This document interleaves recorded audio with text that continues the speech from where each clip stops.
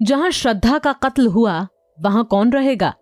Burari case और नीरज ग्रोवर हत्याकांड जैसे मामलों से जुड़े घरों की कहानी। मोहन सिंह कश्यप दिल्ली में एक पैथ लैब खोलना चाहते थे। आखिरकार साल 2014 में उनका ये ख्वाब पूरा हुआ। संत नगर में उन्होंने पैथ लैब खोल ली, लेकिन 5 साल बाद ही उन्होंने वे जगह खाली कर दी। दरअसल उन्हें एक तिमंजिला बंगला मिल गया।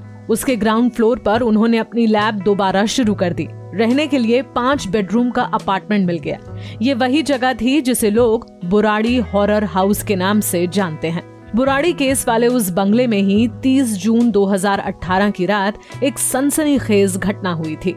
उस रात चुंडावत परिवार के 11 लोगों ने खुदकुशी कर ली थी। उस सामूहिक आत्महत्या के बाद बंगले के बारे में तरह तरह की बातें की जाने लगी। कई लोग उसे भूतहा मानने लगे। यहाँ तक कहने लगे कि शाम ढलने के बाद उस लेन में आने जाने वालों पर भूतों का साया पड़ जाता है। लेकिन बुराड़ी हाउस में अपनी पत्नी, बेटे और 2 बेटियों के साथ रह रहे कश्यप की राय ऐसी नहीं है। वहाँ 3 साल से रह रहे कश्यप कहते हैं, ऐसी बातों का मुझ पर असर नहीं पड़ता। मैं अंधविश्वासी नहीं हूँ। ये जगह मेरे काम की भी थी और मेरे बजट में भी थी, इसलिए मैंने इसे ले लिया। कश्यप बताते हैं, इस घर में मेरे परिवार का पहले से आना जाना था। आत्महत्या करने वालों में उस परिवार की बेटी प्रियंका भी थी। प्रियंका मेरे बेटे और बेटी को ट्यूशन पढ़ाती थी। इस जान पहचान के चलते ही हमें इस घर में सेटल होने में आसानी हुई।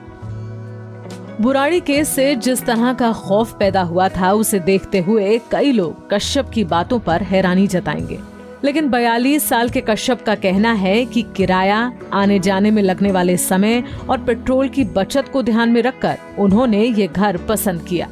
कश्यप जैसे लोग कम ही मिलेंगे। अधिकतर लोग तो ऐसे घरों में जाने से भी हिचकते हैं जहां रहस्यमय हालात में किसी की मौत हुई हो या मर्डर जैसा क्राइम हुआ हो।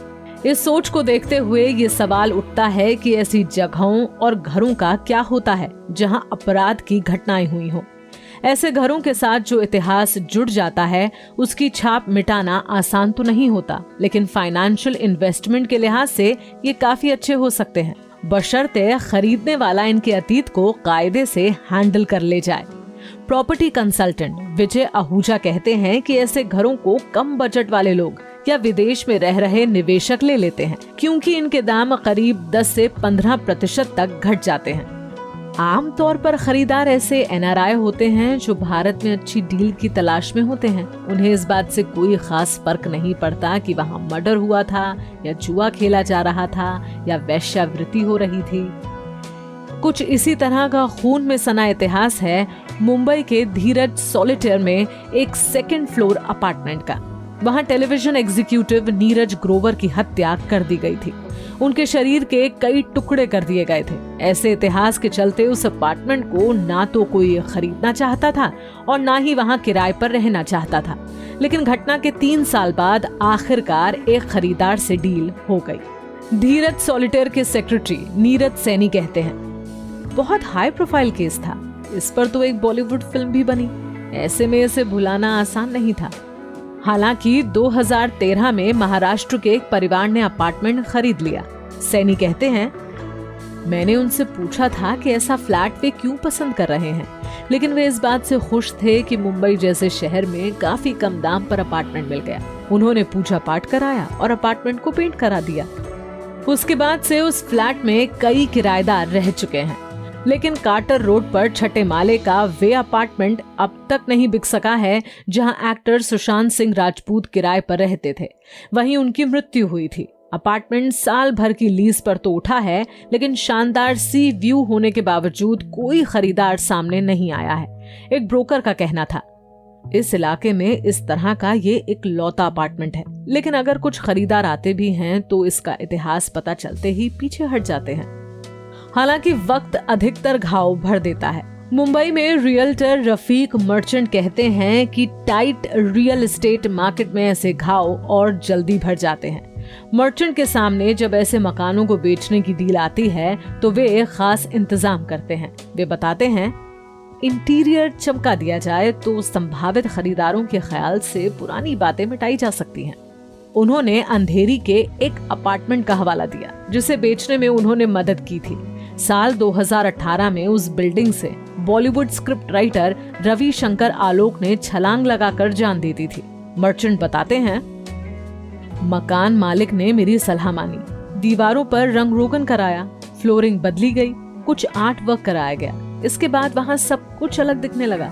साल भर लगा लेकिन फ्लैट बिक गया। दूसरी ओर जुहू में परवीन बाबी का सी फेसिंग अपार्टमेंट खरीदने के लिए कोई सामने नहीं आया है। उनके चैरिटेबल ट्रस्ट ने 6 महीने पहले उसे बिक्री के लिए लिस्ट कराया था। मर्चेंट कहते हैं, ये तो सब जानते हैं कि ये परवीन बाबी का अपार्टमेंट है और यहीं उनकी मौत हुई। मौत के 4 दिन बाद सबको इसका पता चला, लेकिन इस अपार्टमेंट में 17 वर्षों से कोई रह नहीं रहा था। काफी खराब हाल हो गया है इसका। जो लोग इसे खरीदने के लिए आते हैं, इसे देखकर लौट जाते हैं। हालांकि इस तरह के हॉरर हाउस को जो लोग खरीदते हैं या किराए पर रहने के लिए चुनते हैं, वे इनकी इमेज बदलने में मददगार बन जाते हैं। कश्यप कहते हैं कि बुराड़ी में उनके पड़ोसी इस बात से खुश हैं कि उनके आने से माहौल बदलने में मदद मिली।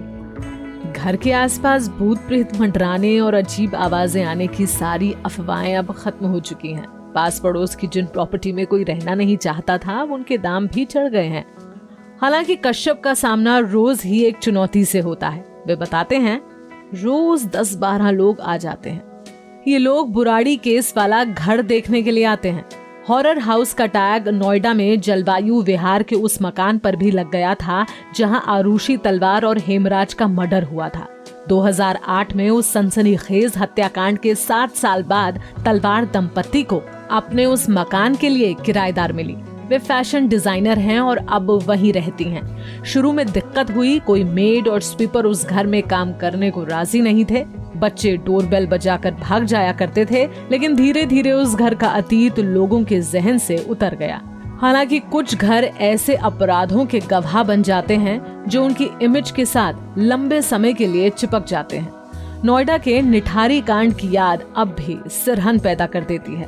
उस घटना को सामने आए करीब 16 साल बीत चुके हैं। वहां से 19 बच्चों के कंकाल मिले थे। पता चला था कि नोएडा के बिजनेसमैन मोहिंदर सिंह पंढेर और उसके नौकर सुरेंद्र कोली ने उनके साथ अमानवीय बर्ताव किया था। अब 5 बेडरूम के उस विला में कोई नहीं रहता। वहां अब चारों ओर झाड़ झनखाड़ है। मकान 2006 से सील है। बताया जाता है कि इस बीच चोरों ने उस बंगले के पंखों, एसी और बाथटब वगैरह पर हाथ साफ कर दिया। आसपास के लोगों का कहना है कि वे उस बंगले के करीब नहीं जाते, उन्हें डर लगता है। पंढेर के बेटे करणदीप सिंह का कहना है कि बंगले का सील हटाने के लिए जिला अदालत में अर्जी दी गई है, लेकिन ये दुविधा बनी है कि वहां रहा जाए या उसे बेच दिया जाए। इस तरह दिल्ली के छतरपुर पहाड़ी इलाके में मकान नंबर 93/1 के बारे में भी कुछ कहा नहीं जा सकता कि उसका क्या होगा। वहां आफ्ताब पूनावाला किराए पर रहता था और वहीं उसने अपनी live in partner Shraddha Walker की हत्या की थी। आसपास के लोग इस हत्याकांड को जल्द भुला नहीं पाएंगे। ये मामला इस इलाके में किराए का मकान तलाशने वालों के लिए भी एक झटका है। वहाँ काफी लोग 2 मंजिला मकानों में रहते हैं और उसका कुछ हिस्सा किराए पर दे देते हैं। लेकिन छतरपुर में रहने वाली सरोज का कहना है, मैं किराए पर कुछ कमरे देने के बारे में सोच रही थी, अब दुविधा में पड़ गई हूँ।